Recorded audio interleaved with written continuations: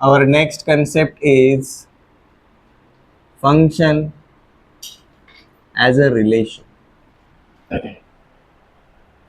हम क्यों कहते हैं कि भाई function is a special relation?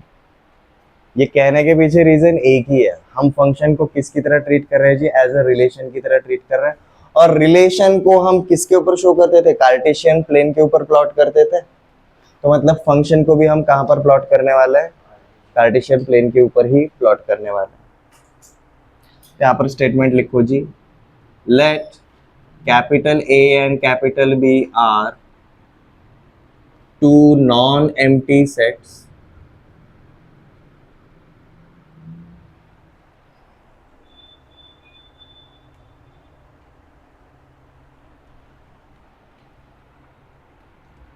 then function f is subset of A cross B.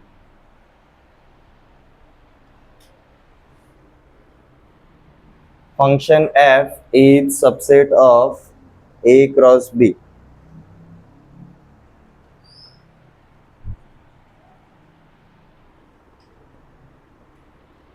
That is,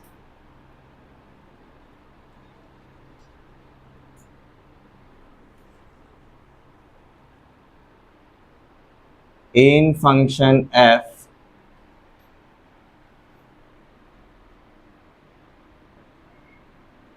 we have ordered pairs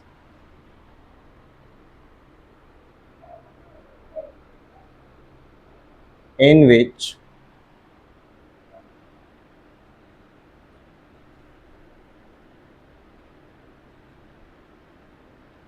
first element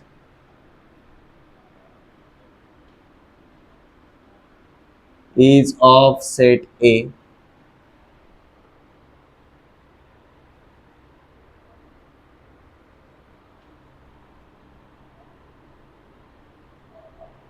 and each element of A is involved such that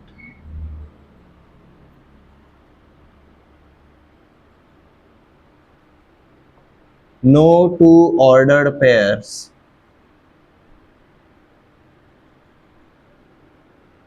have same first element.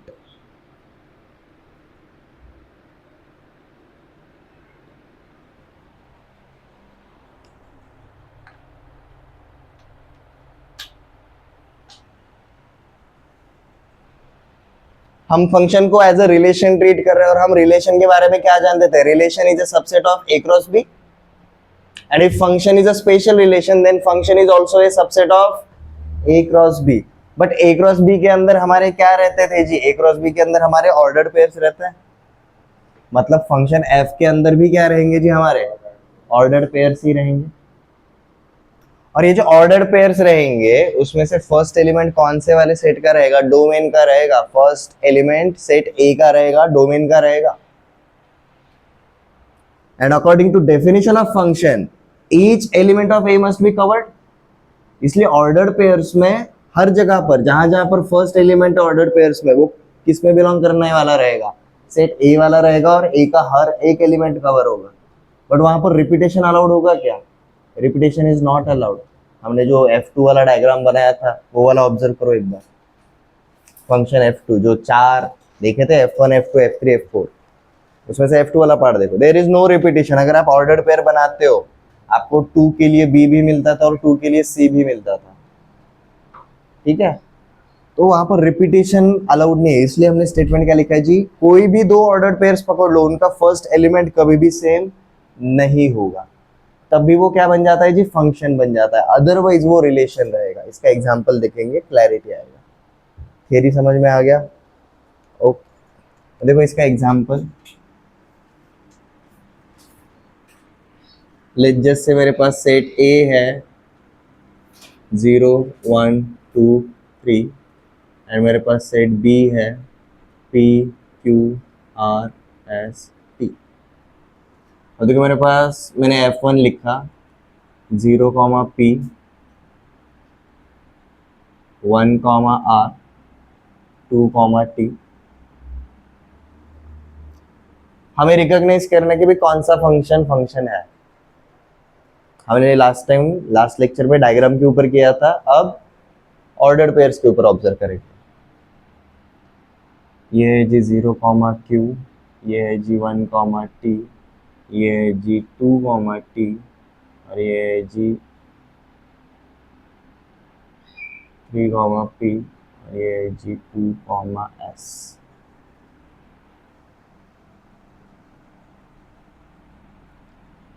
Zero R 1, T 2, R 3, R।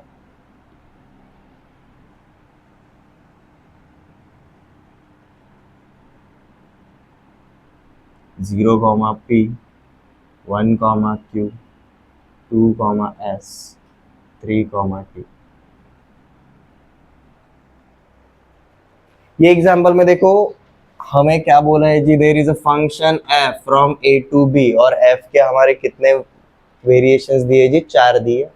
इसमें से हमें कौन सा वाला function function है ये checkout करना है। अब यहां पर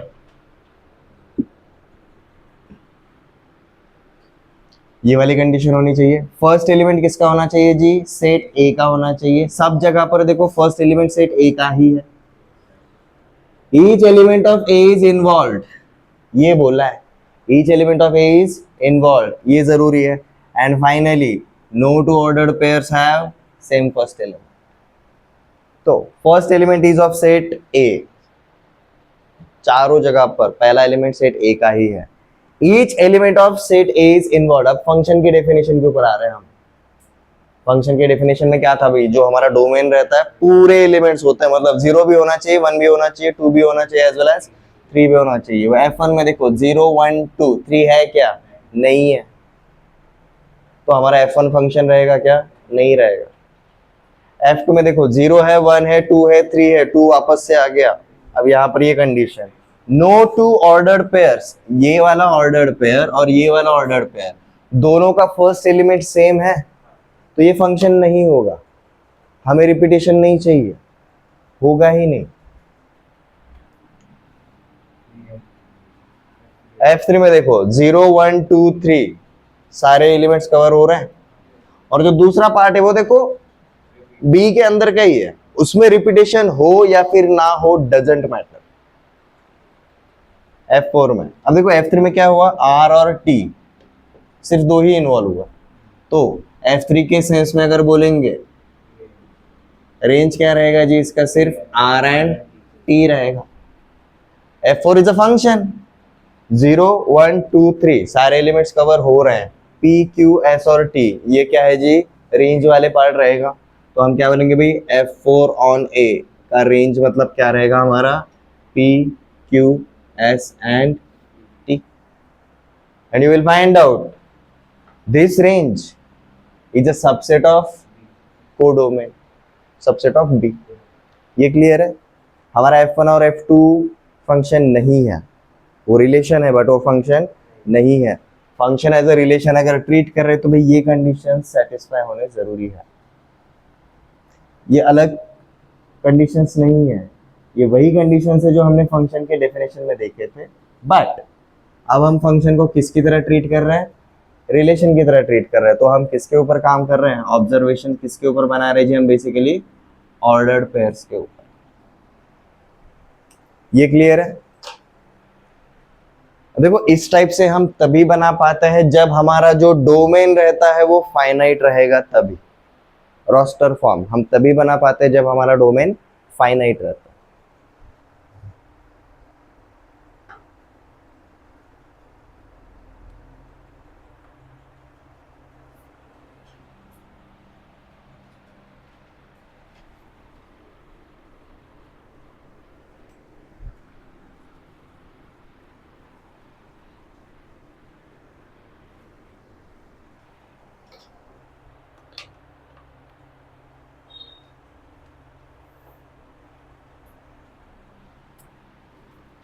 एक क्वेश्चन करते हैं जी. Set A is given as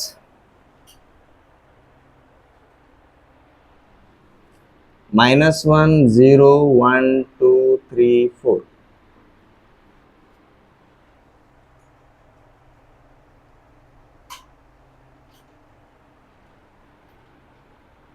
Number 1, there is a function f from set A to real numbers are defined as f of x is equal to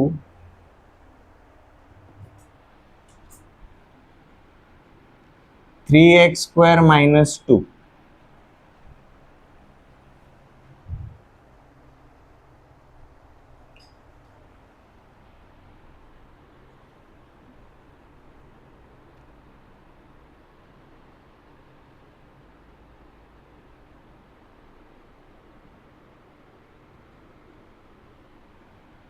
Find range of function and express f of x in the form of ordered pairs.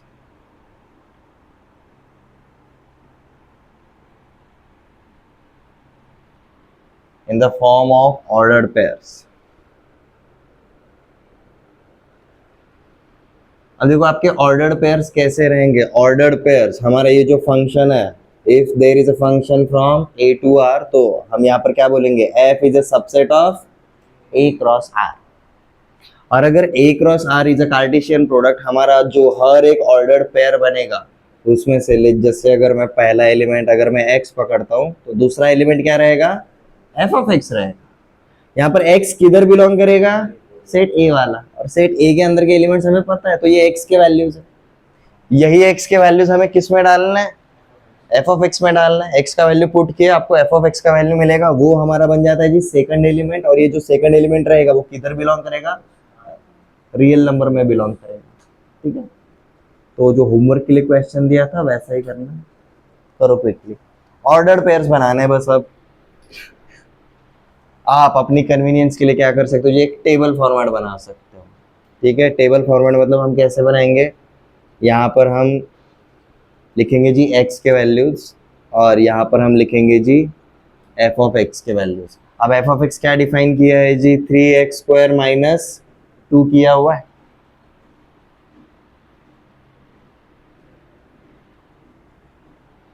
Now x का value क्या क्या आएगा, एक बार -1 आएगा, फिर 0 आएगा, फिर 1 आएगा, 2 आएगा, 3 आएगा और 4 आएगा. अब आपको यही x का वैल्यू इधर डालना है बस. -1 का स्क्वायर +1 +1 इंटू 3 3 -2 1. तो यहाँ पर हमें क्या मिला जी, वैल्यू 1. अब इसी के आगे आप क्या करो जी, x एफ ऑफ एक्स करके ऑर्डर पेयर बना लो. ये ऑर्डर पेयर क्या बनेगा, -1 1 बनेगा. समझ में आया, टेबल फॉर्मेट का फायदा बहुत रहता है. आपको बहुत सारा कैलकुलेशन दूसरी जगह पर करना है, कर सकते हो. ठीक है, बड़ी इतना हेवी नहीं है, आप ओरल कैलकुलेशंस भी कर सकते हो. 0 का स्क्वायर 0 इंटू 3 0 -2 तो ये ऑर्डर पेयर क्या बनेगा, 0, -2.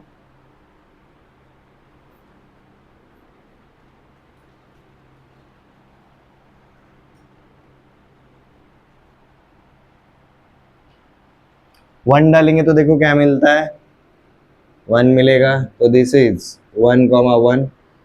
2 डालेंगे तो 2 स्क्वायर 4 4 3 12 12 -2 10 2, 10. 3 डालेंगे तो 3 स्क्वायर 9 9 3 27 -2 25. तो ये मिला जी 3, 25. 4 डालेंगे तो 4 स्क्वायर 16 16 3 48 -2 46. तो हमें मिला जी 4, 46. तो हमारे ऑर्डर पेयर वाला सेट हमें लिखना है अब. तो देखो हमारा फंक्शन क्या रहेगा, हमारा फंक्शन रहेगा जी -1, 1 0, -2 1, 1 2, 10 3, 25 and 4, 46. अब ये ऑर्डर पेयर्स में से जो पहला वाला एलिमेंट है वो तो सेट ए का रहेगा. आपका रेंज कौन सा रहेगा, दूसरा वाला एलिमेंट. सेकंड वाला एलिमेंट जो रहेगा वो रहेगा जी आपका रेंज। तो यहां पर अगर हम range of F, range of function अगर दिखाने के लिए जाएंगे तो देखो हम सिर्फ सेकंड वाले एलिमेंट्स लिखेंगे, दैट इज 1 -2 1, वापस से लिखने की जरूरत नहीं है, 10 25 46, ये रहेगा जी हमारा रेंज ऑफ एफ। अब यहाँ पर देखो ये जो रेंज ऑफ एफ है उसके अंदर कितने एलिमेंट्स है, 5 ही एलिमेंट्स है, और ये जो रेंज रहेगा वो किसका सबसेट रहेगा, किसका पार्ट रहेगा, रियल नंबर्स का पार्ट है। क्या वहां पर सारे रियल नंबर्स है? हाँ भाई है। ये समझ में आया?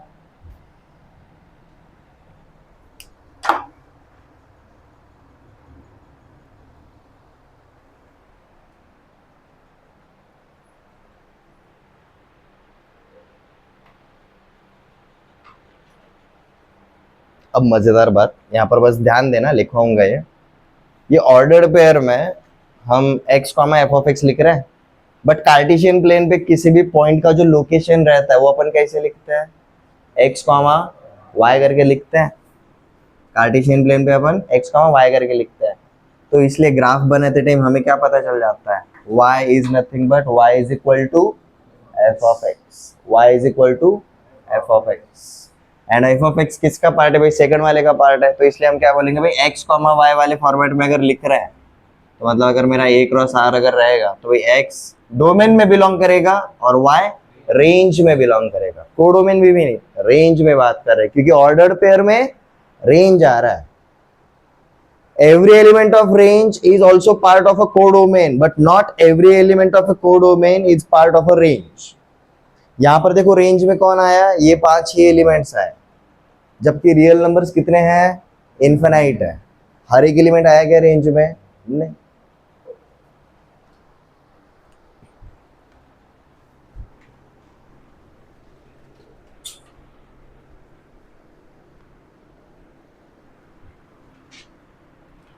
मैं आज आपको होमवर्क में इसी टाइप के क्वेश्चंस देने वाला हूँ, ठीक है, at the end of lecture.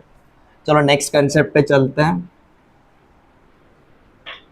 और टेबल वाले फॉर्मेट की आदत डालो। टेबल वाले फॉर्मेट में क्या होगा, आपका कॉम्पैक्ट एरिया में कैलकुलेशन आता है, एक ही जगह पर कैलकुलेशन रहेगा, एट अ टाइम देख सकते हो, रोज एंड कॉलम्स में रहने की वजह से कचरा कचरा नहीं लगेगा, और आप कैलकुलेशन बिलो दैट टेबल कर सकते हो।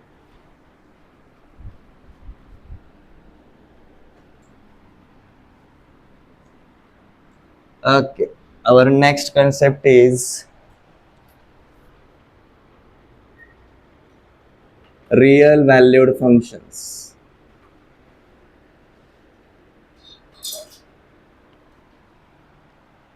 रियल वैल्यूड फंक्शंस, हम इनको रियल फंक्शंस भी बुलाते हैं।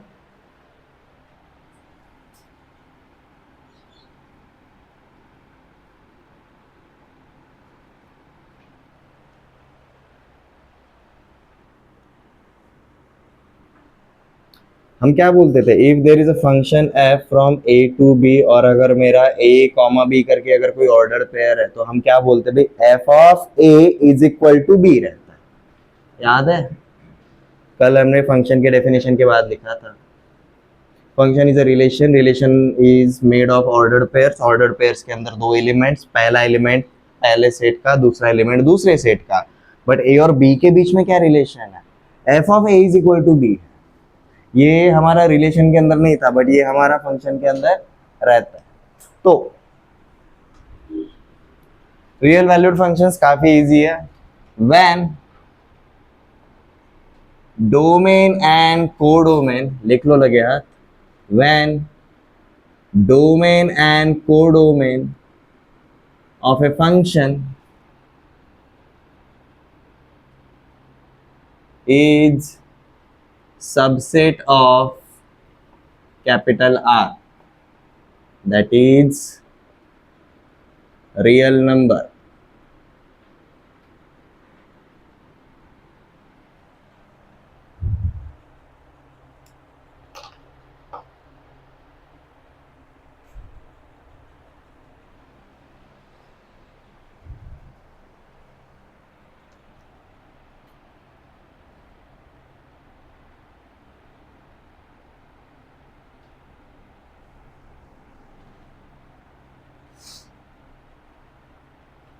function f from a to b is real function when set a is subset of r and set b is also subset of r. ऊपर वाले स्टेटमेंट का मतलब यही है. हमारा कोई भी फंक्शन रियल फंक्शन कब बुलाएंगे, जब भाई उसका डोमेन और कोडोमेन दोनों के दोनों रियल नंबर का पार्ट रहेंगे. और अगर कोडोमेन रियल नंबर का पार्ट है तो ऑब्वियसली रेंज भी रियल ही रहेगा. ठीक है.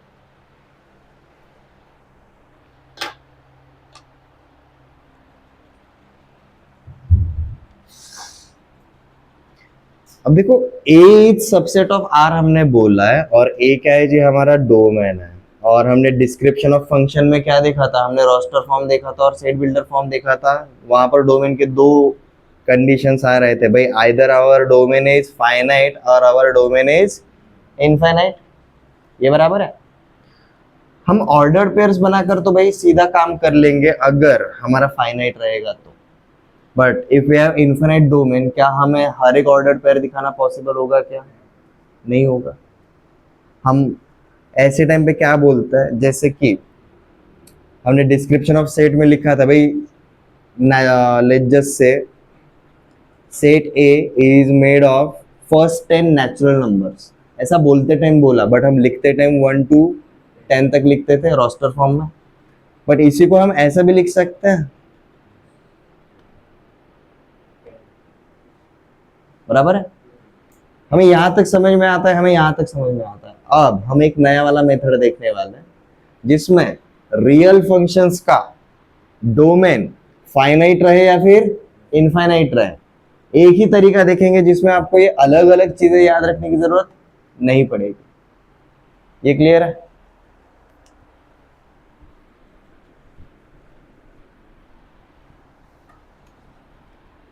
इसी के आगे कंटिन्यू करो जी. Domain and range of real function.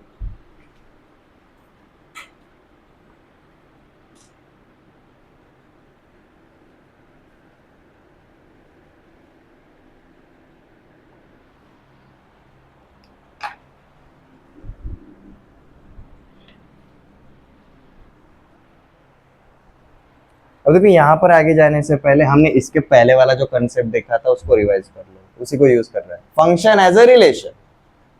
Function as a relation.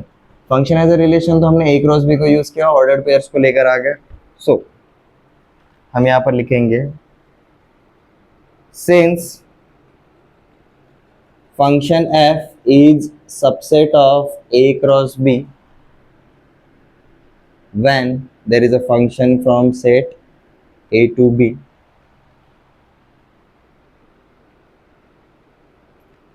for x belonging to a and y belonging to b, ordered pair x comma y belongs to function f. belongs to function f. यहाँ पर लिखो जी x is element of domain, y which is f of x, it is called as element of range.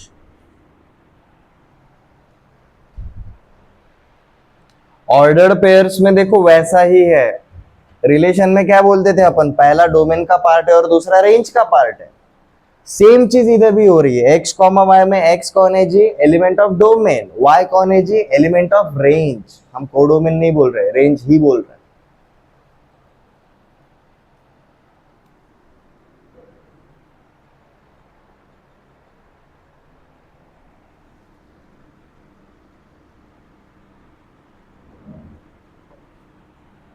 इसका एक example देखते हैं. there is a function from real numbers to real numbers defined as f of x is equal to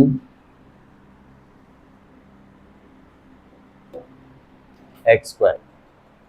F of x is equal to x square.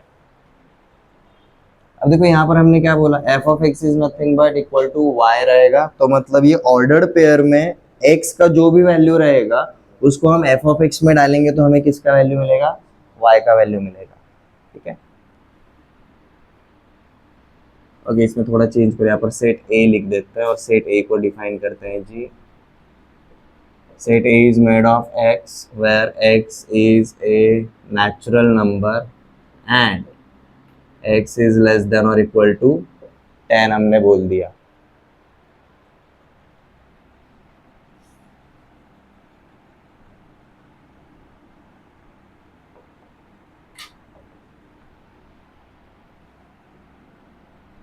तो हम क्या बोलते हैं जी यहाँ पर,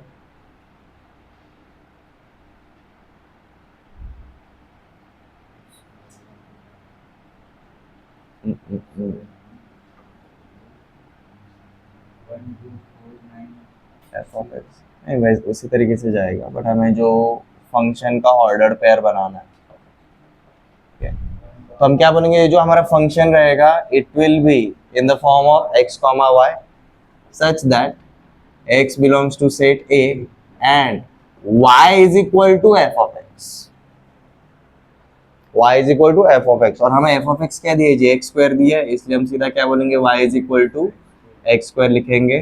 ठीक है, और यहाँ पर अपना जो कंडीशन है वही x is less than or equal to 10। हम f of x को फंक्शन को इस तरीके से डिफाइन करते हैं। ठीक है,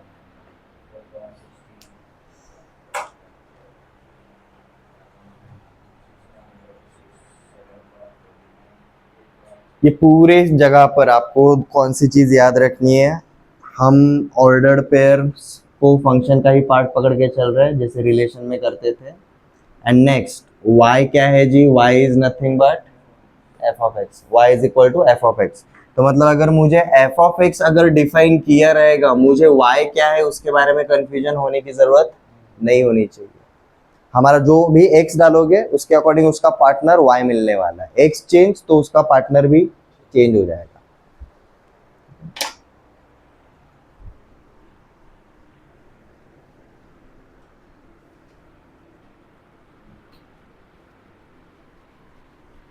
देखो नेक्स्ट कंसेप्ट पे जाने से पहले छोटा सा पार्ट है, उसको अंडरस्टैंड कर लो।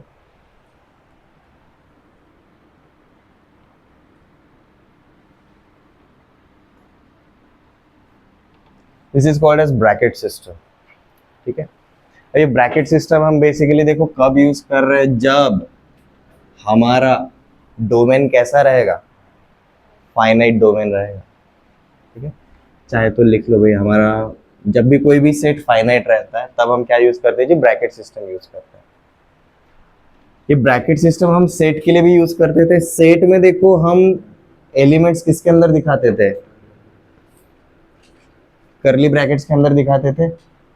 बट जब हमने सेट बिल्डर मेथड के अकॉर्डिंग डिफाइन करने के लिए गए, हमने इनइक्वालिटीज को यूज किया था, याद है, x इज लेस देन और इक्वल टू 10, या फिर मैं बोलूंगा भाई x is greater then -3 but less than और इक्वल टू 10। इस तरीके से हम ये वाले फॉर्मेट में जब लिखने के लिए जाते हैं चल जाएगा, बट इसी को अगर मैं शॉर्ट वाले फॉर्मेट में अगर लिख सकता हूँ तो इजी हो जाता है। Like x belongs to this part, फिर -3 से लेकर 10 तक के सारे एलिमेंट्स आएंगे। ये दोनों का मीनिंग क्या रहता है, सेम रहता है। ये हमने यहाँ पर कौन से वाले साइंस यूज किए जी, इनइक्वालिटी वाले साइंस यूज किए, और इसी को हमने कन्वर्ट किया जी with the help of bracket system. ये वाला पार्ट क्या शो करता है जी, हमारा एक सेट शो करता है। और ये सेट वाले फॉर्मेट में क्यों शो कर रहे हैं, बिकॉज हमारा domain and range is always set. इसलिए हम क्या सीख रहे हैं जी, ब्रैकेट सिस्टम को यूज करने वाले हैं, तो पहले इसको अंडरस्टैंड कर लेते हैं। ठीक है,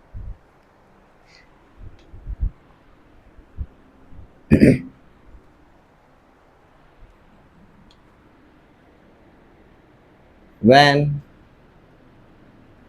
domain, codomain and range are finite sets but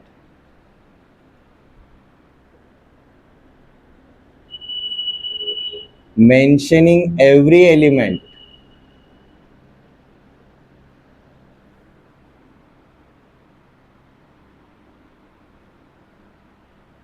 is not possible.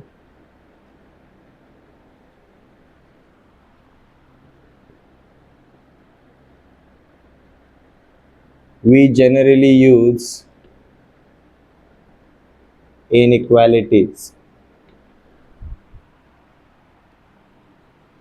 अब देखो इसका मतलब क्या है। अगर मुझे अगर बोला रहेगा set A such that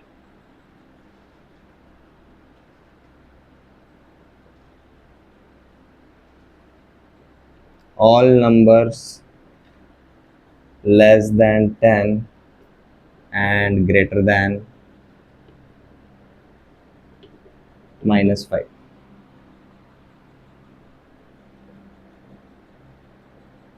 all real numbers less than 10 greater than -5, ऐसा लैंग्वेज में डिफाइन किया तो इसका मतलब क्या रहेगा जी हमारा, it is made of x such that हमारा -5 से बड़ा रहेगा एक्स और 10 से छोटा रहेगा। हम इस तरीके से लिखते हैं, यहां तक हमें आता है, आराम से आता है। ठीक है? हम जो ब्रैकेट सिस्टम बोल रहे हैं उसके अकॉर्डिंग हम कैसे पकड़ के चलेंगे भाई इसी को, a is made of x such that x is a real number and but यहाँ पर रियल नंबर में सारे रियल नंबर है क्या, ये नहीं, -5 से 10 तक के ही रहेंगे, तो हम यहाँ पर लिखेंगे भाई -5 से लेकर 10। ये दोनों का मीनिंग सेम है। बेसिकली हम क्या बोल रहे जी, इनइक्वालिटीज के साथ हम काम करना जानते हैं। We generally used inequalities, but अब मैथ के अंदर जब आप काम कर रहे हो आपको इनइक्वालिटीज को कन्वर्ट करना है जी उसका मैथमेटिकल रिप्रेजेंटेशन में, और ये जो सेट रहेगा वो हम करली ब्रैकेट्स में नहीं दिखाते, वहां पर हम ब्रैकेट सिस्टम दूसरा वाला यूज करते हैं। ठीक है, तो हमारे दो टाइप के ब्रैकेट्स रहते हैं। एग्जाम्पल लिख लिया, नहीं फाइनाइट के लिए ही यूज करते। देखो ना, अगर मेरा इन्फिनिट रहेगा तो मैं सीधा ऐसा लिखूंगा -infinity to +infinity, all real numbers ऐसा बोलूंगा तो भी आ जाता है। But what if there is a restriction, 100 से बड़ा नहीं होना चाहिए, -15 से छोटा नहीं होना चाहिए, या फिर -50 से लेकर 0 तक आएगा, फिर 5 से लेकर 50 तक जाएगा, मतलब 0 से लेकर 5 वाला पैच नहीं रखा। व्हाट, अब ये बोलना अलग रहता है बट मैथमेटिकल रिप्रेजेंटेशन अलग रहता है। ये ब्रैकेट सिस्टम आपका मैथमेटिकल रिप्रेजेंटेशन के लिए सिखा रहा है। बोलते टाइम ऐसा बोल सकते हैं हम, like all real numbers less than 10 and greater than -5, but इसको हम मैथमेटिकली कैसे लिखेंगे, ये इनइक्वालिटीज में हो गया। अब हमें सेट वाले फॉर्मेट में लिखना है। ठीक है, okay, we generally use inequalities, इसका आगे पैराग्राफ चेंज करके लिखना है। For conversion of inequalities into sets,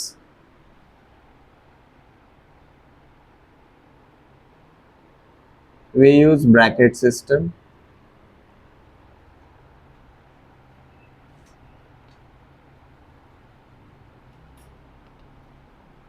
उसमें से पहला वाला type is open bracket.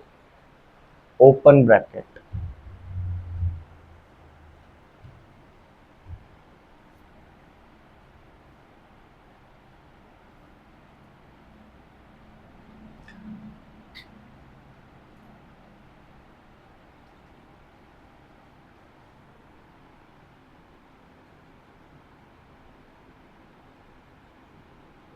open brackets represent a set of all elements in between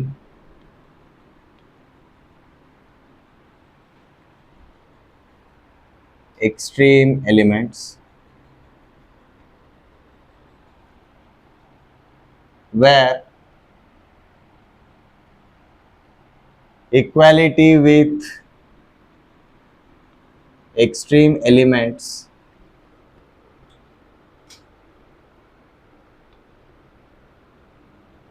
is not allowed.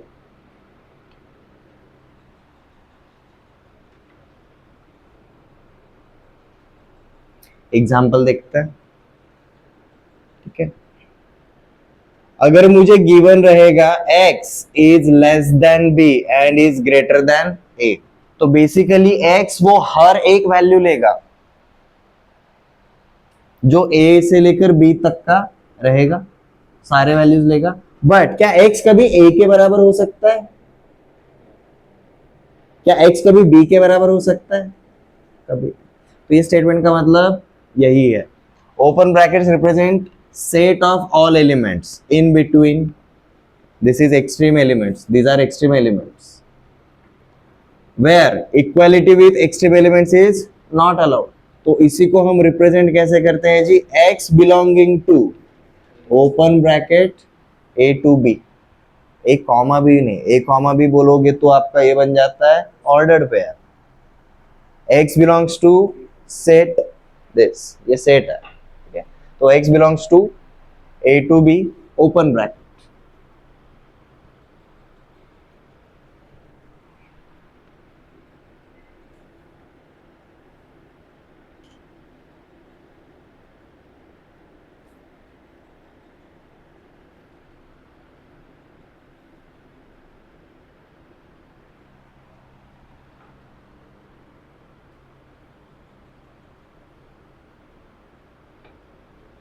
अबे देखो ये लास्ट सेंटेंस का मतलब क्या है? Where equality with extreme elements is not allowed, इसका मतलब x का वैल्यू हमेशा a से बड़ा रहेगा और हमेशा b से छोटा रहेगा। x कभी a के बराबर नहीं हो सकता, x कभी b के बराबर नहीं हो सकता, ठीक है।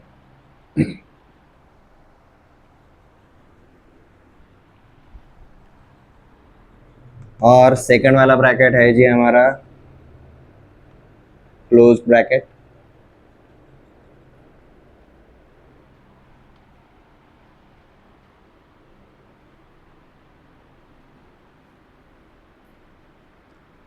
Close bracket represent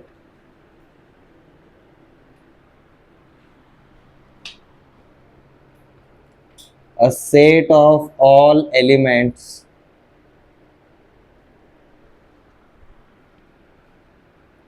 in between extreme elements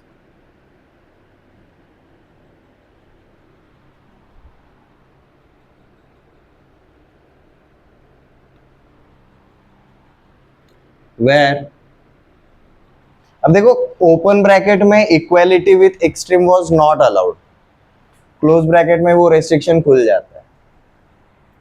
where equality with extreme elements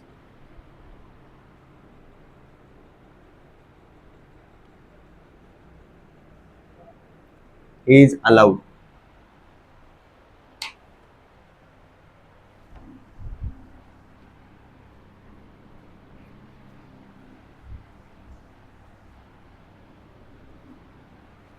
वैसे जो नॉर्मली में ये वाला पार्ट हम quadratic equation and linear inequation वो वाले चैप्टर में देखते हैं, बट यहाँ पर इंट्रोड्यूस किया तो भी चल जाता है, कोई प्रॉब्लम नहीं।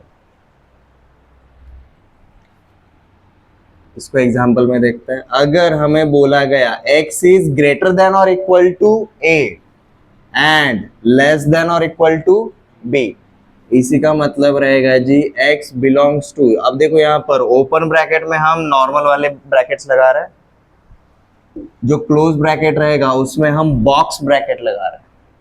This is the difference.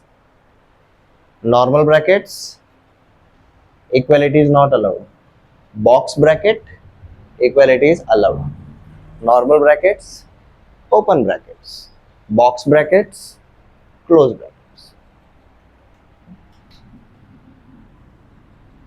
अब देखो यहां पर x का लोएस्ट वैल्यू कहां तक जाएगा? इक्वल टू a तक जाएगा। यहां पर a से बड़ा ही रहता था, वहां पर इक्वल टू a तक जाएगा, वहां पर x का maximum value equal to b तक जाएगा, यहां पर x का जो मैक्सिमम वैल्यू था वो भी b से छोटा ही था। ठीक है,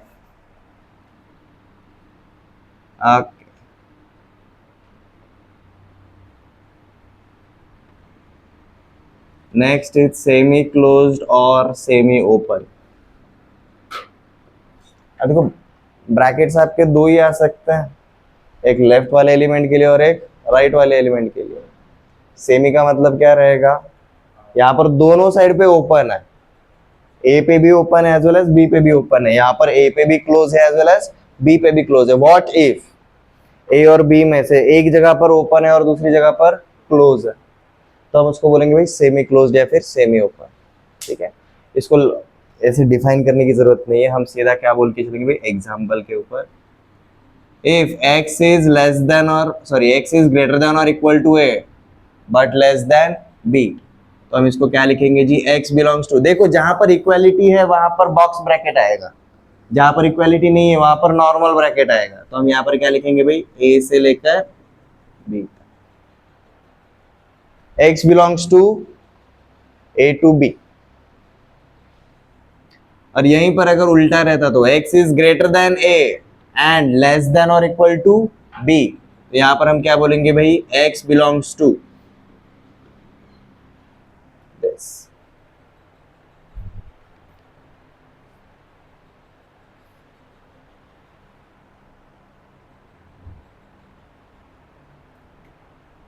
ब्रैकेट सिस्टम समझ में आया?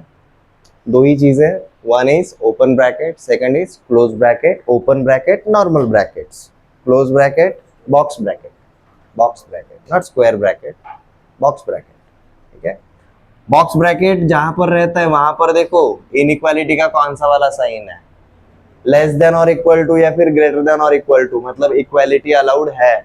जहां पर आपका ओपन ब्रैकेट है वहां पर देखो कौन सी इनइक्वालिटीज है, यहाँ पर इक्वालिटी नहीं है, प्योर इनइक्वालिटी है। ब्रैकेट सिस्टम समझ में आ गया? ये इसलिए बता रहा हूँ क्योंकि आगे जाके ये वाला इसी तरीके से हम रिप्रेजेंट करेंगे। अगर ऐसा लिखा है मतलब ओपन ब्रैकेट, वैसा लिखा है तो क्लोज ब्रैकेट। आपको करली ब्रैकेट्स सेट्स के लिए यूज करते हैं वो समझ में आ चुका है। Normal bracket and box bracket हम ओपन एंड क्लोज दिखाने के लिए यूज करते हैं।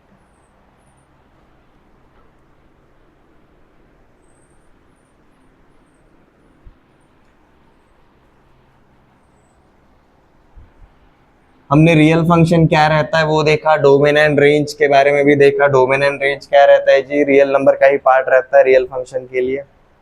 हमने ब्रैकेट सिस्टम सीखा, अगर हमारा कोई भी छोटा वाला फाइनाइट वाला अगर रहेगा तो हम ब्रैकेट सिस्टम की मदद से उसको शो करेंगे। बट ये सब हम किस लिए कर रहे हैं, because we want to see there are already some standard for real functions जो एग्जिस्ट करते हैं, जो हमें हेल्प करेंगे फॉर अंडरस्टैंडिंग कॉम्प्लेक्स लेवल वाले फंक्शंस। तो हेडिंग लिखो जी, standard real functions and their graphs. हम इनका ग्राफ भी बनाने वाले हैं।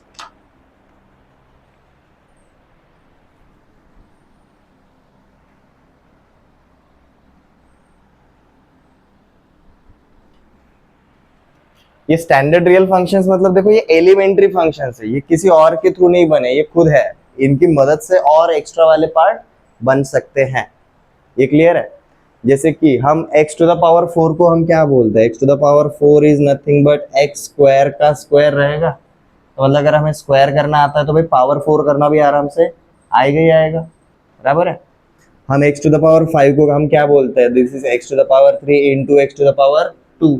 तो अगर मुझे क्यूब और स्क्वायर अलग अलग से ऑलरेडी पता है तो मुझे x टू द पावर 5 अलग से करने की जरूरत पड़ेगी क्या? नहीं। तो we are talking about elementary functions, इनके पहले और कोई नहीं है, यही सब कुछ है।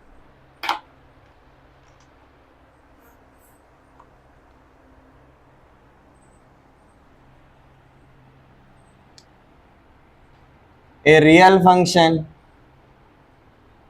लिख लो,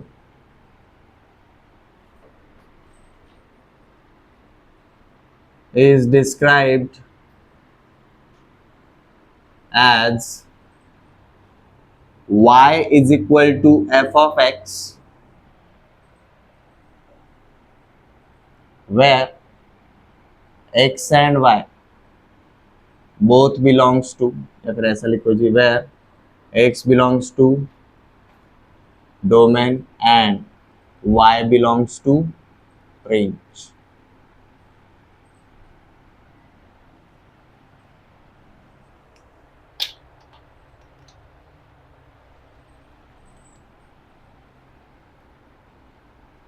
On a Cartesian plane,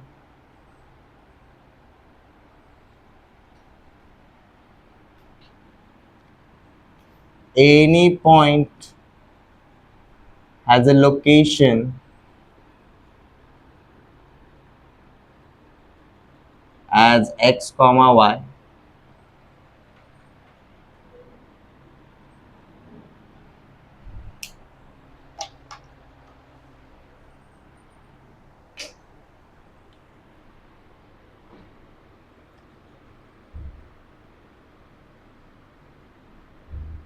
For given function, for given function,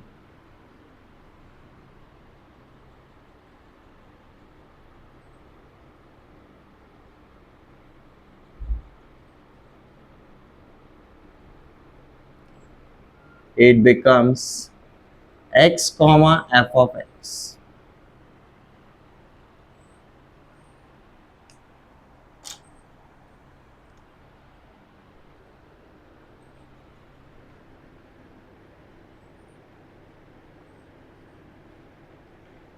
We use such relation between x and y to plot points on Cartesian plane.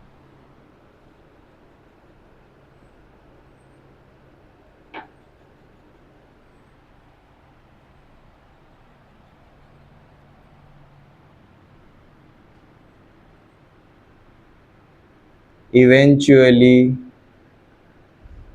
leading to graph.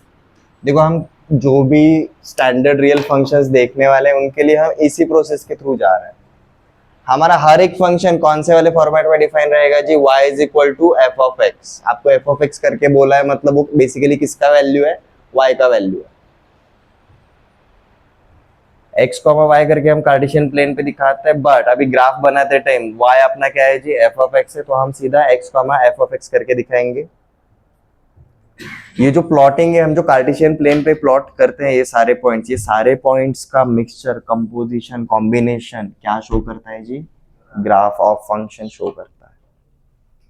ठीक है, ये थ्योरी है बस. अब हम स्टैंडर्ड रियल फंक्शंस देखना शुरू करते हैं.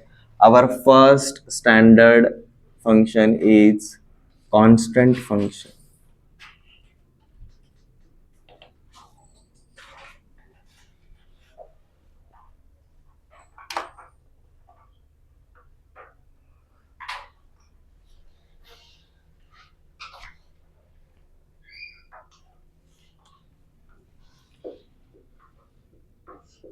A function f on a set of real numbers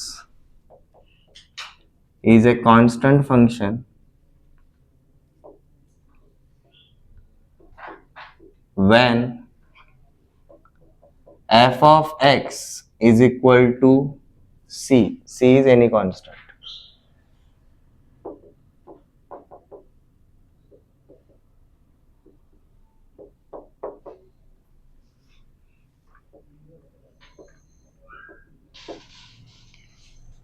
F of x is equal to C. C का कुछ तो एक फिक्स वैल्यू रहेगा. अगर मैंने बोला सी इज इक्वल टू 3 है, तो भाई f of x is equal to 3, मतलब y का वैल्यू क्या रहेगा? 3 रहेगा. x का वैल्यू कुछ भी रहे, y का वैल्यू क्या रहेगा? 3 ही रहेगा. ठीक है, तो इसका एक एग्जांपल देख लेते हैं. Like f of x is equal to 3 रहेगा, या फिर आपने f of x is equal to -5 बोला, या फिर आपने f of x is equal to 7 बोला. अब जो कुछ भी बोलोगे. ठीक है, अब यहाँ पर एफ ऑफ एक्स मतलब बेसिकली क्या है जी? हमारा y है. हम एफ ऑफ एक्स का जो भी इक्वेशन रहेगा वहां पर एक्स का पर्टिकुलर वैल्यू डालेंगे, बट यहाँ पर एक्स है क्या? यहाँ पर एक्स है ही नहीं, यहाँ पर एक्स है ही नहीं, आपका सिर्फ वाई का वैल्यू दिया हुआ है, ठीक है। तब देखो कार्टेशियन प्लेन पे इसका ग्राफ कैसा बनेगा। सिर्फ मैं ये वाले पार्ट को प्लॉट कर रहा हूं, this is 1 2 3, this is y is equal to 3, ये -1 -2 -3 -4 यहाँ पर, ये ओरिजिन 1 2 3 4 आगे। F of x is equal to 3 मतलब y इज इक्वल टू 3, हमें ये प्लॉट करना है। अब y इज इक्वल टू 3 मतलब हमारा इस टाइप का लाइन रहेगा, this line shows y is equal to 3, मतलब x का वैल्यू 1 रहे तो भी 3 है, 2 रहे तो भी 3 है, 4 रहे तो भी 3 है, 100 रखो तो भी 3 है, निगेटिव में जाओ तो भी 3 ही है, थ्रू एंड थ्रू। और ये जो कांस्टेंट फंक्शन रहता है उसका ग्राफ हमेशा एक हॉरिजॉन्टल लाइन बनता है, y is equal to c constant, ठीक है। अब यहाँ पर y इज इक्वल टू 3 गया इसलिए ऊपर आया। अगर मैं y is equal to -5 plot करता हूँ, -1 -2 -3 -4 -5, तो यहाँ पर -5 से ये जो जाएगा, now this function is y is equal to -5 for any value of x, y is always -5, ठीक है। कांस्टेंट फंक्शन का ग्राफ हमेशा एक हॉरिजॉन्टल लाइन आता है। अब ये दो एग्जांपल्स पे हमने क्या देखा, अगर मेरा y पॉजिटिव है तो देखो मेरा ये ग्राफ किधर है, एक्स एक्सिस के ऊपर है,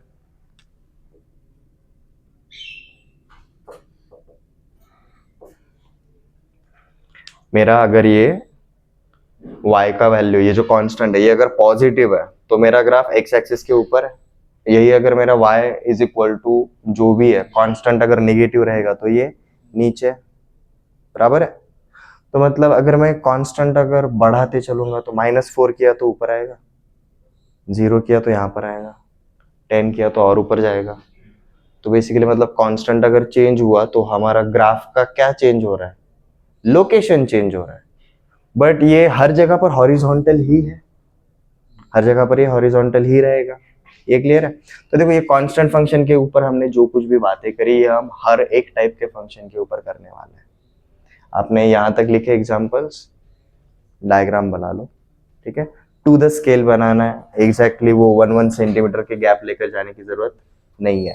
जब बनाओगे तब क्या करो, कार्टेशियन प्लेन चाहे तो पेन से बना लो, पेन से बना लो, आपका जो ग्राफ रहेगा वो पेंसिल से ड्रॉ करो, ठीक है।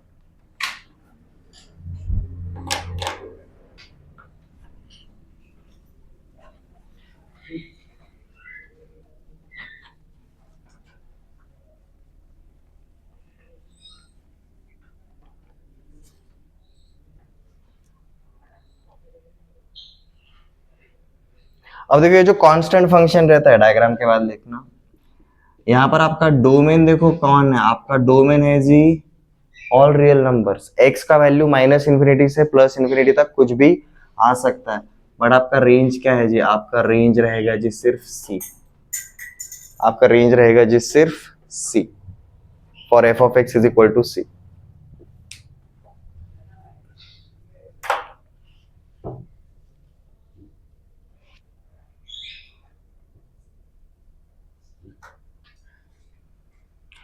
हमने रियल फंक्शन देखा, अगर फंक्शन रहेगा तो उसका domain and codomain and range भी रहेगा। फंक्शन ऑलरेडी रियल है इसलिए डोमेन और कोडोमेन पता है, बट हमें क्या मैटर करता है जी, इसका रेंज मैटर करता है।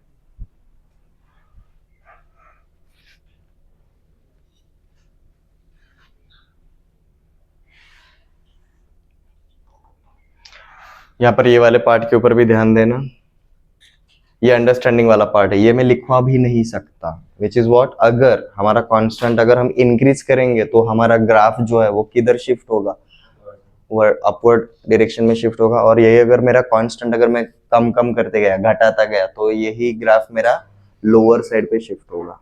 कांस्टेंट का ये इफेक्ट होता है, ठीक है। किसी भी फंक्शन में कांस्टेंट का क्या रोल रहता है भाई, कांस्टेंट आपका जो रहता है ना, लोकेशन चेंज करता है बस, ये क्लियर है। ओके, सेकंड टाइप पे आता है, second function is identity function. याद आ रहा है, आइडेंटिटी रिलेशन, आइडेंटिटी रिलेशन क्या था? When every element is related to itself only, उसके अंदर क्या था जी, a कॉमा a था, तो ऑब्वियसली आइडेंटिटी फंक्शन में क्या रहेगा, वही रहेगा x comma x, because y is equal to x, second element is equal to first element, ठीक है। तो हम यहां पर क्या लिखेंगे जी, a function f from R to R is an identity function,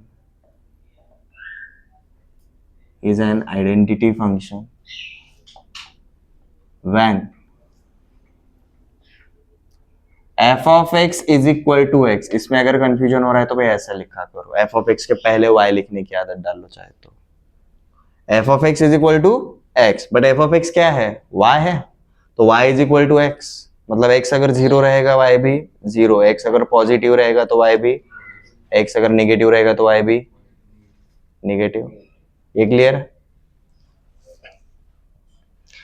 इसके लिए हम क्या बोलते हैं भाई, हमारा जो आइडेंटिटी फंक्शन रहता है इसका डोमेन रहता है ऑल रियल नंबर्स, और इसका रेंज भी रहता है जी ऑल रियल नंबर्स, क्योंकि जितना x है उतना ही y आएगा, ठीक है। अब देखो इसका ग्राफ कैसे बनता है, हमने x एक्सिस बनाया, हमने y एक्सिस बनाया,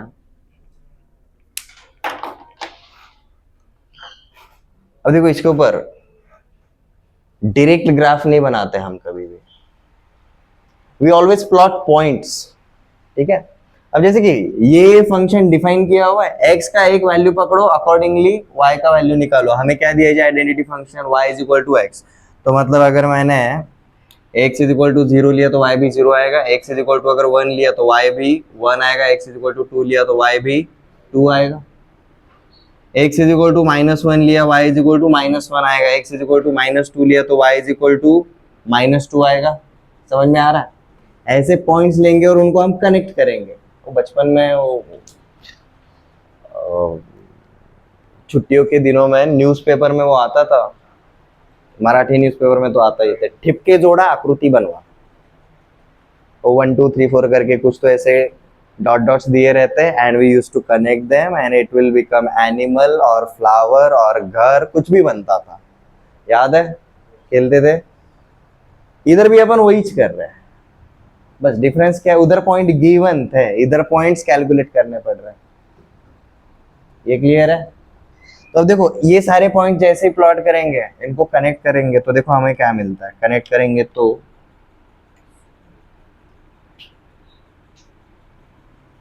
ऐसा एक स्ट्रेट लाइन मिलेगा, और ये ग्राफ क्या रहता है जी हमारा, ये रहेगा जी y is equal to x, this is identity function, y is equal to x। ये क्लियर है? आइडेंटिटी फंक्शन समझ में आया? अब देखो हम कर क्या रहे हैं, कांस्टेंट फंक्शन में हमने बोला अगर मेरा y इज इक्वल टू 3 अगर ऊपर है, इसको अगर मैंने छोटा छोटा किया तो ग्राफ किधर शिफ्ट होगा, नीचे शिफ्ट होगा, और इसको अगर मैंने बढ़ाया तो ग्राफ किधर शिफ्ट होगा, ऊपर की साइड पे जाएगा। सिमिलरली यहाँ पर इस लाइन को अगर ऊपर शिफ्ट किया ना 1 यूनिट, तो हमारा +1 वाला ग्राफ मिलता है। जैसे कि यहाँ पर देखना, अगर मैंने इसको 2 यूनिट्स ऊपर शिफ्ट किया, this is y is equal to x plus 2, this is y is equal to x plus 0, यही आइडेंटिटी फंक्शन है, ये ऊपर वाले आइडेंटिटी फंक्शंस नहीं है। आइडेंटिटी फंक्शन हमेशा ओरिजिन के थ्रू जाता है। इस लाइन को अगर मैंने वर्टिकली अपवर्ड लेकर जाना है, तो मेरा देखो मैंने क्या इंट्रोड्यूस किया, मैंने कांस्टेंट को इंट्रोड्यूस किया। इसको अगर मैं और 3 यूनिट ऊपर लेकर गया तो ये बन जाएगा y is equal to x प्लस 5। मैं ये y is equal to x को 3 यूनिट नीचे लेकर आता हूँ, 3 यूनिट नीचे आया तो y is equal to x minus 3। समझ में आ रहा है? अब जितने यूनिट्स ऊपर नीचे लेकर जाना चाहते हो जा सकते हो, हमें सिर्फ किसके अंदर चेंज करना पड़ता है, कांस्टेंट के अंदर। कांस्टेंट का बस एक ही इफेक्ट है, ग्राफ का बस लोकेशन चेंज करता है। इसमें से आपका आइडेंटिटी फंक्शन वाला ही ग्राफ बनाओ। ये मैं आपको एक्स्ट्रा वाला जो पार्ट है वो अंडरस्टैंडिंग के लिए, आपका आइडेंटिटी फंक्शन का ग्राफ इतना ही रहता है,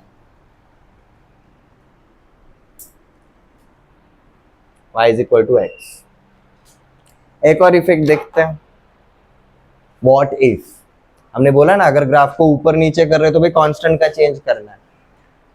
व्हाट इफ अगर मैंने यहाँ पर y इज इक्वल टू 3 को अगर मैंने राइट हैंड साइड पे माइनस साइन से मल्टीप्लाई कर दिया, तो अगर ये y is equal to 3 x axis के ऊपर कितना यूनिट है, 3 यूनिट ऊपर है, इसको अगर मैंने माइनस साइन से मल्टीप्लाई किया तो यही एक्स एक्सिस के नीचे शिफ्ट हो जाएगा, बट कितना यूनिट, 3 ही यूनिट जाएगा। मतलब मेरा y इज इक्वल टू -3 ये रहेगा, ठीक है। अब ये टू द स्केल नहीं है इसलिए समझ में नहीं आएगा, बट एक्स एक्सिस के अकॉर्डिंग क्या ये दोनों एक दूसरे के मिरर इमेज नहीं है, ठीक है। तो हमने पहला इफेक्ट देखा, फॉर एनी फंक्शन अगर कांस्टेंट को ऐड करोगे तो ग्राफ अपवर्ड जाएगा, कांस्टेंट को माइनस करोगे तो ग्राफ नीचे जाएगा, डाउनवर्ड जाएगा। दूसरा वाला ऑपरेशन बोल रहे हैं व्हाट इफ अगर हमने माइनस साइन से मल्टीप्लाई किया तो एक्स एक्सिस के अलोंग मिरर इमेज हो जाता है, ठीक है। पहले अगर ग्राफ ऊपर है माइनस साइन से मल्टीप्लाई किया तो नीचे आएगा, पहले ग्राफ नीचे है माइनस साइन से मल्टीप्लाई किया तो ऊपर जाएगा। अब सेम चीज यहां पर करके देखते हैं। व्हाट इफ मैंने बोला कि भाई y is equal to x ना, मैंने अब क्या प्लॉट करना है जी, y is equal to minus x. तो y is equal to x को बेसिकली मैं माइनस साइन से मल्टीप्लाई कर रहा हूं, तो क्या होगा जी, जैसा ग्राफ ऊपर था एक्स एक्सिस के अलोंग इसका मिरर इमेज बनेगा, जो ग्राफ नीचे था एक्स एक्सिस के अलोंग इसका मिरर इमेज बनेगा।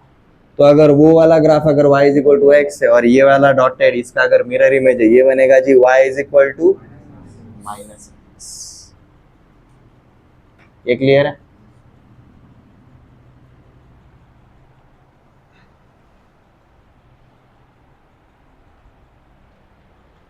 आपको बहुत सारी किताबों में ना ये टाइपोलॉजी दिए हुए है, कांस्टेंट फंक्शन क्या रहता है, उसका डोमेन क्या है, रेंज क्या है, उसका ग्राफ कैसा रहता है, but few things are not given. Like constant add करेंगे तो ग्राफ अपवर्ड शिफ्ट होता है, माइनस करेंगे तो ग्राफ नीचे शिफ्ट होता है, माइनस साइन से मल्टीप्लाई करेंगे तो भाई जो ओरिजिनल ग्राफ है उसका एक्स एक्सिस के अलॉन्ग क्या करना है जी, मिरर इमेज करना है। ये चीजें नहीं बताई जाती, ग्राफ में दिखाएंगे बट वो थ्योरी वाले फॉर्मेट में याद रखना में इजी हो जाता है, वो नहीं बताया जाता। ये समझ में आ गया?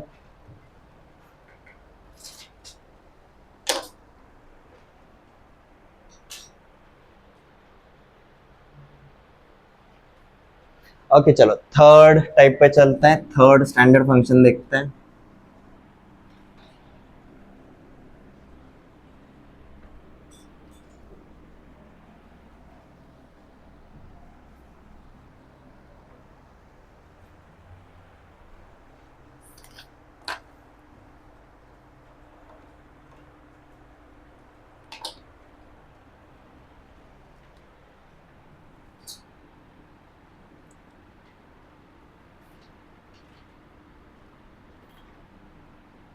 पावर फंक्शन, ये पावर वो फिजिक्स वाला पावर नहीं है, वो हॉर्स पावर वाला पावर नहीं है।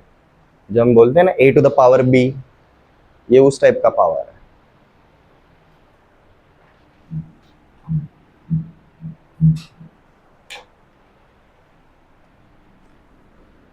A function f on a set of real numbers is a power function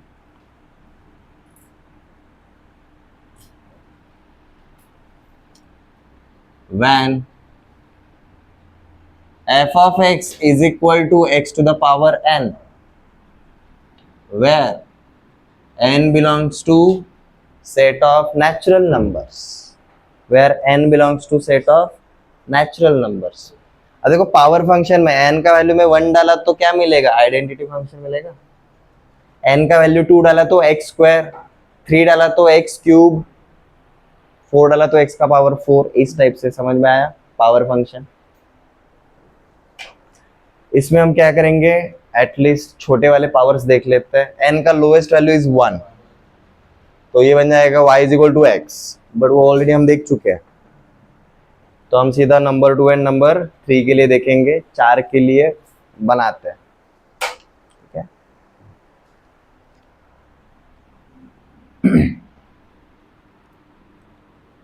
example के लिए सबसे पहले हम क्या देखते हैं जी, if y is equal to x square.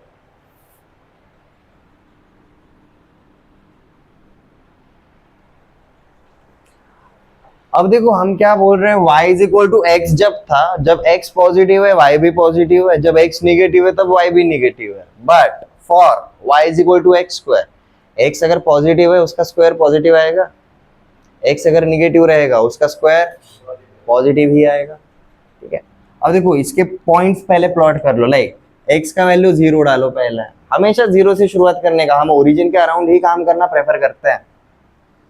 x is equal to 0 डाला उसका square y 0, x is equal to 1 डाला उसका square 1, x is equal to 2 डाला उसका स्क्वायर 4। तो यू विल फाइंड आउट आपका ग्राफ कुछ इस तरीके से जाता है अपवर्ड। ठीक है, और बैक साइड में भी ऐसा ही रहेगा, अपवर्ड। ठीक है, तो ये आपका फंक्शन क्या है जी, y is equal to x square. आपने इस टाइप का ग्राफ रिकॉल अगर करोगे, क्वाड्रेटिक इक्वेशंस में बनाया था, parabola. y is equal to x square is a parabola, quadratic है, हमेशा पैराबोला दिखाएगा। This function is y is equal to x square.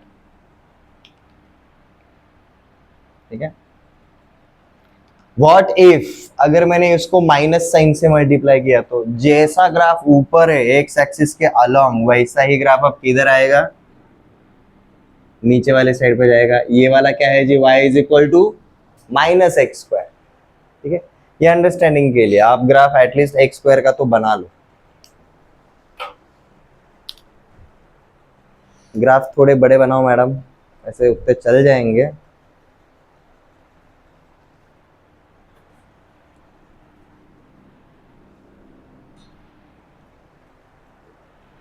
Next, what if अगर मैं इसमें कांस्टेंट ऐड करूंगा, तो ये ग्राफ किधर जाएगा, ऐड कर रहा हूं कांस्टेंट, अपवर्ड जाएगा, अपवर्ड जाएगा। और कांस्टेंट अगर माइनस किया तो यही ग्राफ मेरा डाउनवर्ड जाएगा। मतलब देखो अगर मैं ऊपर अगर 3 यूनिट अगर शिफ्ट किया, this graph becomes y is equal to x square plus 3। ये y is equal to x square अगर मैं 4 यूनिट अगर नीचे लेकर आया, तो this becomes y is equal to x square minus 4। ठीक है, कांस्टेंट की वजह से हमारा सिर्फ क्या रहेगा जी, अपवर्ड या फिर डाउनवर्ड जाएगा। बट अब यहां पर ध्यान देना, क्वेश्चन आता है, लाइक सर हम 2 डायमेंशन पे है फिलहाल, राइट? अपवर्ड एंड डाउनवर्ड जो बोल रहे वो तो एक ही डायमेंशन हुआ। व्हाट इफ मुझे इस ग्राफ को हॉरिजॉन्टली शिफ्ट करना है, तब ग्राफ के इक्वेशन के ऊपर क्या इफेक्ट पड़ता है? ठीक है, वर्टिकली किसका वैल्यू चेंज होता है, y का वैल्यू चेंज होता है। हॉरिजॉन्टली किसका वैल्यू चेंज होता है, x का वैल्यू चेंज होता है। हम जो कांस्टेंट ऐड कर रहे थे वो यहां पर कर रहे थे, कांस्टेंट एक्स स्क्वायर के बाद कर रहे थे। ये स्क्वायर वाला जो फंक्शन है वो किसके ऊपर लग रहा है, एक्स के ऊपर लग रहा है। आपको अगर एक्स के अंदर चेंज करना है, आपको ये वाले एक्स को चेंज करना पड़ेगा। आपको बाहर कांस्टेंट डालने की जरूरत नहीं है, आपको अंदर कांस्टेंट डालना पड़ेगा। बाहर कौन सा ऑपरेशन है, स्क्वायर है, तो उसके अंदर जाना पड़ेगा। जैसे कि अगर मैं यहां पर लिखूं y is equal to x minus 2 का होल स्क्वायर, ये अभी भी पावर फंक्शन ही है। ठीक है, बस कहां पर है जी, x के ऊपर नहीं है, x माइनस 2 के ऊपर है। अब x माइनस 2 का स्क्वायर, ये 0 कहां पर होगा, मैंने x का वैल्यू 2 डाला, x इज इक्वल टू 2 पे ये 0 हो जाएगा। तो मतलब अब देखो यही ग्राफ आपका 2 यूनिट राइट हैंड साइड पे शिफ्ट होगा। If this is y is equal to x square, if this is y is equal to x square, ये है जी y is equal to x minus 2 का स्क्वायर, मैं 2 unit right side में गया। अगर मैं x प्लस 2 बोलता तो ये लेफ्ट साइड में आता।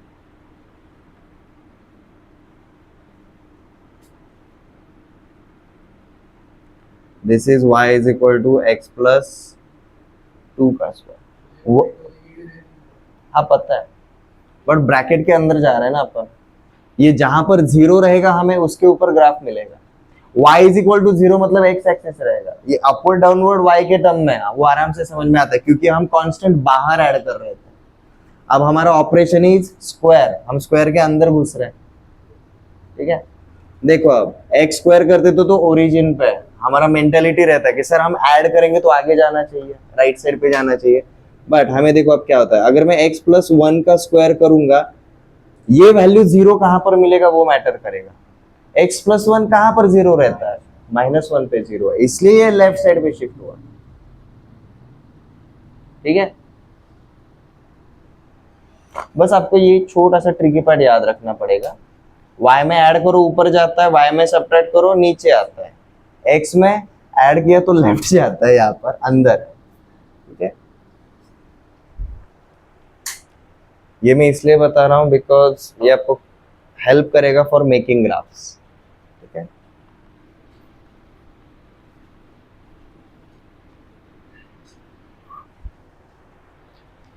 देखो शॉर्ट में हमने क्या देखा, y is equal to x square वाला ग्राफ देखा, y is equal to x square वाला ग्राफ कुछ इस तरीके से अपवर्ड डायरेक्शन में जाता है, ठीक है। नेक्स्ट पावर फंक्शन में नेक्स्ट वाला देखते हैं जी, y is equal to x cube, y is equal to x cube.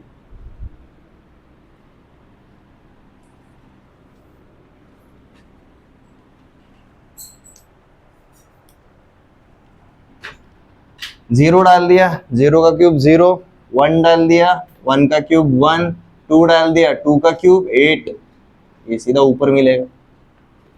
-1 डाला, -1 का क्यूब -1, -2 डाला, -2 का cube -8, you will find out, आपको देखो फंक्शन कैसा मिलता है, ऐसा मिलेगा।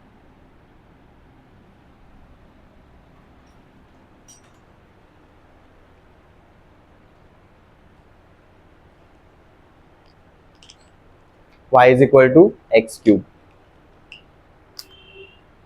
What if अगर मैंने इस ग्राफ को माइनस साइन से मल्टीप्लाई किया तो y is equal to minus x cube की मैं बात कर रहा हूँ, तब क्या होगा जी, जो ये पार्ट ऊपर है वो अब मिरर इमेज में नीचे आएगा, और जो ये पार्ट नीचे है वो अब ये मिरर इमेज में ऊपर जाएगा। याद रखना ये x एक्सिस के अबाउट मिरर इमेज हुआ है, ना कि y एक्सिस के अबाउट, ठीक है।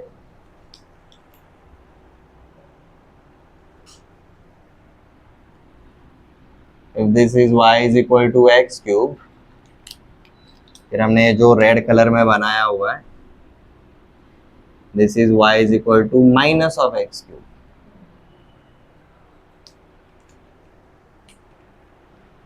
अगेन मैंने x क्यूब प्लस कांस्टेंट किया तो यही ग्राफ ऊपर शिफ्ट होगा, x क्यूब माइनस कांस्टेंट किया तो यही ग्राफ नीचे शिफ्ट होगा। बट अगर मैंने x -1 माइनस किया तो राइट साइड पे शिफ्ट होगा।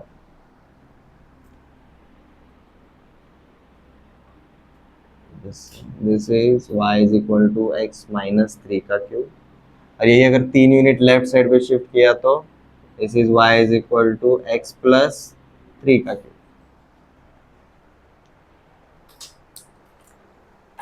ये सिंगल इसमें ही समझ में आना चाहिए ऐसा जरूरी नहीं है, रिवाइज इसलिए हम करते हैं। आज हम यहीं पर रुकते हैं, ठीक है। देखो कल हमने इक्वल फंक्शंस तक कंप्लीट किया था, आज हमने शुरू किया जी रियल वैल्यूड फंक्शंस क्या रहता है वो देखना शुरू किया। जब हमारा डोमेन एंड कोडोमेन दोनों के दोनों रियल नंबर्स का पार्ट रहता है, such type of functions are called as real functions. फिर domain and range find out कैसे करते हैं वो भी देखा। फंक्शन को हम एज अ रिलेशन की तरह ट्रीट कर रहे हैं, इसलिए हमें ऑर्डर्ड पेयर्स मिलेंगे। Ordered pairs will be in the form of x, y, और y क्या रहेगा जी, y is equal to f of x, इसलिए हमें x, y मतलब x, f ऑफ एक्स करके हम प्लॉट कर रहे हैं। हम कुछ स्टैंडर्ड फंक्शंस हैं उनका ग्राफ देखने के लिए जा रहे हैं, उसके पहले हमने ब्रैकेट सिस्टम भी देखा, ठीक है।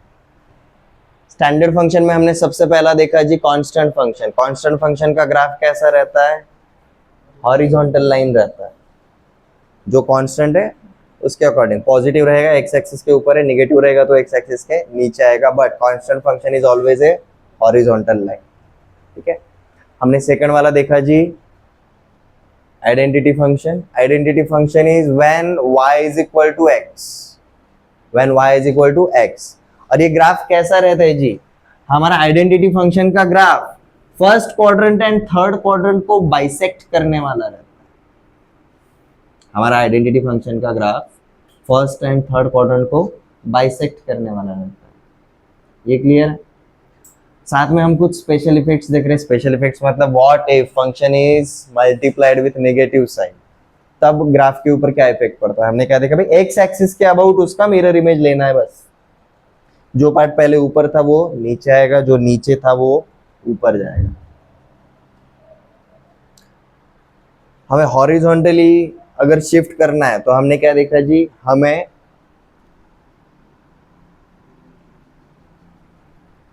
डोमेन के अंदर चेंज करना पड़ेगा। ठीक है, ये आपका हॉरिजॉन्टल शिफ्ट वाला अगर अभी भी अगर समझ में नहीं आ रहा है, लेट इट बी, कोई प्रॉब्लम नहीं है, विथ प्रैक्टिस ये हो जाएगा। वर्टिकल शिफ्ट वाला भी अगर आता है तो भी चल जाएगा। ठीक है, साइमल्टेनियसली हम इनके ग्राफ्स भी देख रहे हैं।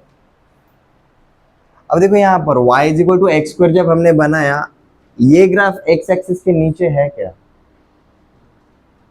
तो y कभी निगेटिव रहेगा क्या, नहीं।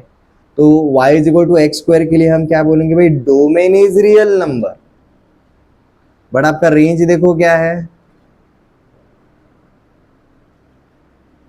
0 से लेकर इंफिनिटी तक, ओनली पॉजिटिव या फिर सिर्फ 0 तक आ रहा है। किसी नंबर का स्क्वायर कभी निगेटिव आता है क्या, कभी भी नहीं आता। Lowest value of a square is 0 के बराबर है, इसलिए हम 0 पे देखो क्लोज ब्रैकेट रखते हैं। ये क्लियर है? यहीं पर अगर हम y is equal to x cube के लिए देखेंगे, y is equal to x cube के लिए देखेंगे, तो भाई इसका डोमेन देखो क्या है, इसका डोमेन इज रियल नंबर और इसका रेंज भी रियल नंबर है, इसका रेंज भी रियल नंबर है। कल हम इसी के आगे कंटिन्यू करेंगे, बट आज हमने 4 ग्राफ देखे हैं, 3 टाइप हुए, बट पावर फंक्शन के अंदर 2 ग्राफ देखे, एक स्क्वायर वाला और एक क्यूब वाला।